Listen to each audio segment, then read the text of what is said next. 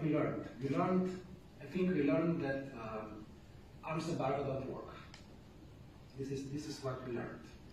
Then we learned that peacekeepers coming without a heavy stick don't work. This is also now lessons learned. What we also learned is, but not to the full extent, is that appeasement usually doesn't work. It also we learned that if you are involved in a conflict, you need to understand the conflict, but you need to have a very clear strategic idea of what you want to have at the end. What's your priority? What are the values upon which you base your policy towards the region?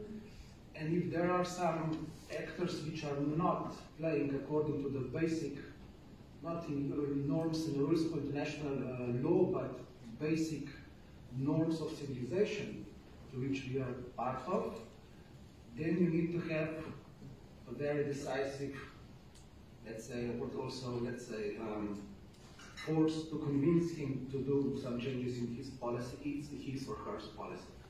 And this is the lesson which was learned in Bosnia, because we must remember that this war didn't finish because of the negotiations and because of goodwill I will not say fighting sides, warring sides, but one side was aggressor. This should be always remembered.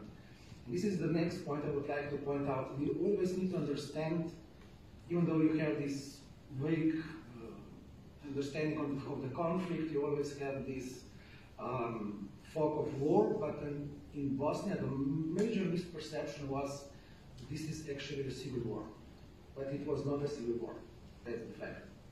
This was the main misperception of this conflict in former Yugoslavia. It was an act of aggression. We know who was fighting, who was supporting who, where the arms were coming from. Of course, there were elements, we could say, of the civil war, but in the end, it was an act of aggression. And this was, it took us, the international community, I'm not speaking about Slovenia, because Slovenia and Croatia at that time were in a specific position, but for the international community, it took too long to understand this. When we